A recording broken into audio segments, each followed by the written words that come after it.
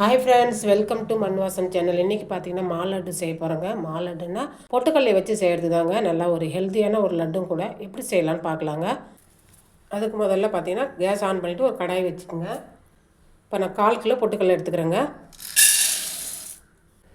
பொட்டுக்கல்லையை லைட்டாக வறுத்துக்கலாங்க, ரொம்ப வறுக்கக்கூடாது.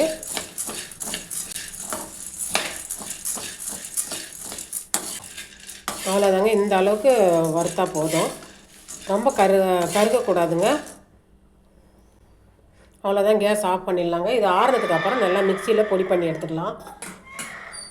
இப்போ மிக்சி ஜாரில் சேர்த்துட்டுங்க, இதை பொடி பண்ணி எடுத்துகிட்டு வந்துடலாங்க. பொடி பண்ணிவிட்டு ஜலிச்சுட்டு இந்த மாவை எடுத்துக்கணும். அரைச்சி எடுத்துகிட்டு வந்தாச்சுங்க. இது மாதிரி ஜல்லடை வச்சு ஜலிச்சு எடுத்துக்கலாம். பாருங்கள், திரும்பி கொஞ்சம் கப்பி இருக்குதுங்க. இதை அரைச்சி எடுத்துகிட்டு வந்து திருப்பியும் ஜலிச்சு எடுத்துக்கலாம். அது கூடவே பார்த்திங்கன்னா இப்போ நம்ம எந்த அளவுக்கு பொட்டுக்கல்லை எடுத்தோமோ அதே அளவுக்கு சர்க்கரையும் எடுத்துக்கணுங்க. 1/4 கிலோ பொட்டுக்கல்லை எடுத்துக்கணும், 1/4 கிலோ சர்க்கரை எடுத்துக்கிறேங்க. இது கூடவே ஒரு 5 ஏலக்காய் போட்டு சர்க்கரையை பொடி பண்ணி எடுத்துகிட்டு வந்துடலாங்க. இப்போ இதே மாவில் நம்ம அரைச்ச சர்க்கரையை சேர்த்துக்கலாங்க. ஏலக்காய் வந்து சர்க்கரையில் சேர்த்து அரைச்சேன் இல்லைங்களா, உங்கள்கிட்ட ஏலக்காய் பொடி இருந்ததுன்னா ஏலக்காய் பொடி 1 டீஸ்பூன் அளவுக்கு சேர்த்துக்குங்க. இதை கலந்து விட்டுக்கலாம். ரொம்ப ஈஸிங்க, யார் வேணாலும் செய்யலாம். இது பொட்டுக்கல்லையே லைட்டாக நம்ம வறுக்கும்போது கொஞ்சம் பார்த்து வறுக்கணும், மீதி எதுவும் இதில் பிரச்சனை கிடையாதுங்க. இப்போ ஒரு கடாய் வச்சுக்கோங்க, கேஸ் ஆன் பண்ணி விட்டுக்கலாங்க. நெய் கொஞ்சமாக சேர்த்துட்டு நம்ம முந்திரி பருப்பு வறுத்து எடுத்துக்கலாம். முந்திரி பருப்பு அளவுலாம் இல்லைங்க, உங்களுக்கு தேவையான அளவுக்கு போட்டுக்கலாங்க. இந்த மாதிரி கொஞ்சம் கையால் நொறுக்கிட்டு போட்டிங்கன்னா கொஞ்சம் நல்லாயிருக்கும்.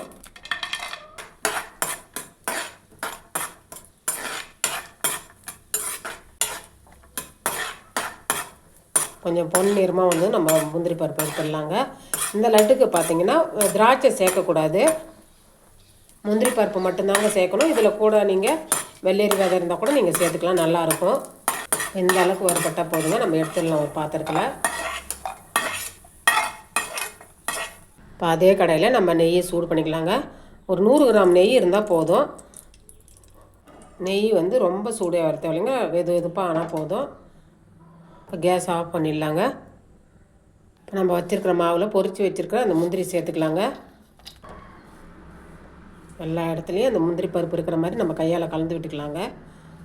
அவ்வளோதாங்க, நம்ம சூடாக இருக்கிற நெய்யை கொஞ்சம் கொஞ்சமாக இதில் சேர்க்க வேண்டியதாங்க.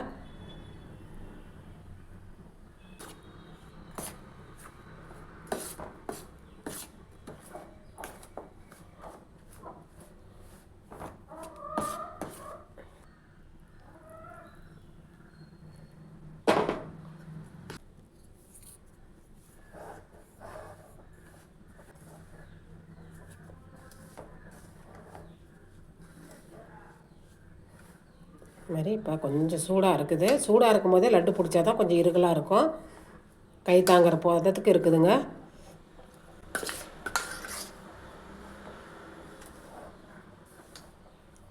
அவ்வளோதாங்க, எல்லா இடத்துலையும் நெய் எல்லாமே முந்திரி பருப்பு எல்லாம் கலந்து விட்டாச்சு. இப்போ நம்ம லட்டு பிடிக்க வேண்டியது தாங்க. நமக்கு தேவையான அளவுக்கு பிடிச்சிக்க வேண்டியது தான்.